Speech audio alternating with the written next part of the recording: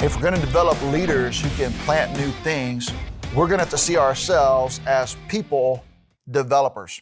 This idea of committing to be a people developer is the key to us having enough planters to plant enough churches to move the needle all over America and really all over the world. So how are we going to do that? We've got to develop and invest in your team.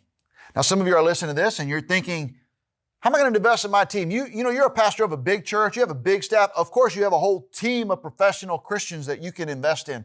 All I've got is volunteers and I'm bivocational and I'm doing this part-time. Hey, I completely understand. But whatever team you have, that's the team that you've got to invest in. And you've got to invest in them today so you can be ready for tomorrow. Because developing people takes a long time. Hey, let me tell you a story. When I was in college, there was a guy named Bob Tebow who decided he was going to invest in me. He taught me about the Bible. He taught me how to preach the gospel. He took me to the Philippines on multiple trips and taught me how to give a gospel invitation. For whatever reason, in just some 20-year-old kid, he saw potential and he invested in me, and his investment in me radically changed my life, and his investment in me got me to the place where I could be effective in ministry. And it wasn't just him.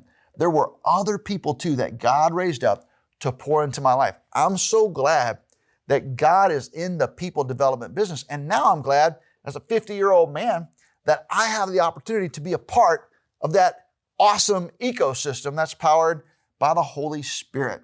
So how do we actually do that? Well, if you're going to be ready to plant churches, you're going to be a sending church, you're going to have leaders, you've got to be willing to recruit and attract the best talent that you can. I don't think you should apologize one bit for trying to connect with talented people. I'd also encourage you, when you find these people, you've got to help the people find the right seat on the bus. A lot of people think they're one thing, but when you get to work with them, they're something else. You've got to provide opportunities for these people to train and develop. You can't just expect somebody to train themselves or develop themselves. I see too many pastors and church planters who have tremendous spreadsheets, organizational charts, and business plans, but they don't actually give people the investment and the coaching and the feedback and the conversations that they need.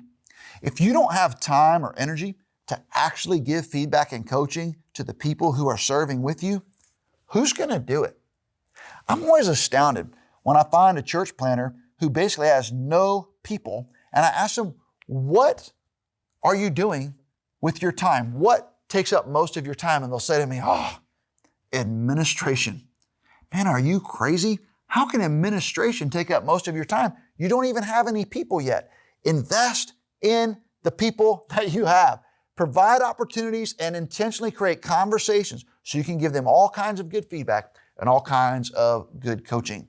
And the reason that you do that is because you love the people for who they are, not just for what they can do for you. Do you know what leadership is? Leadership gets people to do things that they would not do without the leader leading them. So you as a leader are going to have to challenge people to do more than they think they can do. Well, how are we actually going to do that? What are some practical steps? Can I just give you some very simple ones? Read some books, go some places, and meet some people. Jay Strack told me when I was young that you'll be the same person you are right now for the rest of your life, except for the books you read, the places you go, and the people you meet. So read books together, go places together, and meet people together, and take as many people with you as you can on the journey. Another thing that you can do that really blesses people and encourages them when they're serving alongside you or under your leadership, you can help people articulate their goals and their dreams, and you can help them articulate a path for them to move forward in the direction that they want to go. The reason that leaders in churches are hesitant to do that is you actually have some people on your team that want to do your job. And you say, well, I don't want them to have my job. I've got my job. I know, but they want to do a job like yours. And if they do a job like yours, they're going to leave your team. And it makes you feel like, my gosh, if I train them to do that, then I'm going to train them and then I'm going to lose them. Andy Stanley told me years ago, don't lose them, launch them. Isn't launching better than losing? Because if you're a people developer and you're a multiplier, that's what you're going to be doing the rest of your life. And when you launch people instead of losing them, they'll realize that you really do love them like family. Football coach PJ Fleck has a great definition for family. It's an acrostic. He says family really means forget about me. I love you. And the key to multiplication leadership is to show people that you love them.